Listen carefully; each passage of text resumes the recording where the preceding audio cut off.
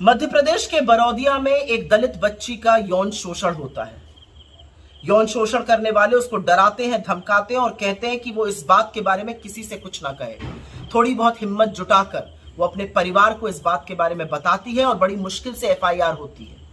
इस दलित बच्ची के यौन शोषण के मुख्य अभियुक्त बीजेपी के नेता पाए जाते हैं। उसमें से जो मुख्य अभियुक्त एक है अंकित सिंह, वो बीजेपी का कोई युवा ग्रामीण मंडल का अध्यक्ष था, और दूसरा अभियुक्त कोमल सिंह बीजेपी के विधायक भूपेंद्र सिंह का करीबी माना जाता है। इन लोगों ने मिलकर उस परिवार पर दबाव बनाया कि वो समझौता कर ले, और जब परिवार ने उससे इनकार कर दिया, जब वो राजी नहीं हुए, तो इन लोगों ने उस पीड़िता के भाई की पीट पीट कर हत्या कर दी। और जब मां ने आके बीच बचाव की कोशिश करी तो उसको भी निर्वस्त्र करके पीटा गया। यही नहीं, अभी 3 दिन पहले पीड़िता के चाचा को समझौते के नाम पर बुलाया गया। जब उसने समझौते से इनकार किया तो उसकी भी हत्या कर दी गई। पर हैवानियत यहां पे खत्म नहीं होती है, हैवानियत तो यहां से शुरू होती है, क्योंकि वो दलित बेटी जब अपने चाचा की लाश को पोस्टमार्टम से लेकर एम्बुलेंस में गांव जा रही थी, तो एम्बुलेंस से गिर जाने पर उस दलित पीड़िता की भी मौत हो जाती है। 1 साल में 2 हत्याएं, और संदिग्ध परिस्थिति में उस पीड़िता की मौत जिसने बीजेपी के नेताओं पर यौन शोषण का आरोप लगाया था। यह सभ्य समाज की निशानी तो नहीं है। मुझे नहीं पता आपको इस बात की खबर मिली है कि नहीं मोदी जी, लेकिन असलियत यह है कि दलित, आदिवासी, पिछड़ा होना इस देश में अभिशाप बन चुका है।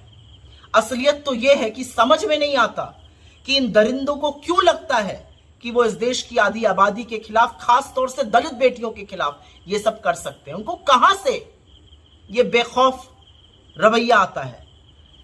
उनको लगता है कि आप हर बार की तरह संरक्षण आरोपी को देंगे और बेटी के खिलाफ खड़े होंगे, इसलिए वो ऐसा करते हैं।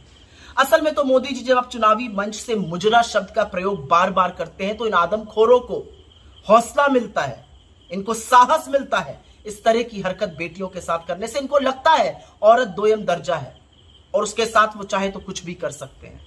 आपसे कोई भी आशा करना बेईमानी है, क्योंकि आप हर बार की तरह इस बार भी आरोपियों के साथ ही खड़े होइएगा।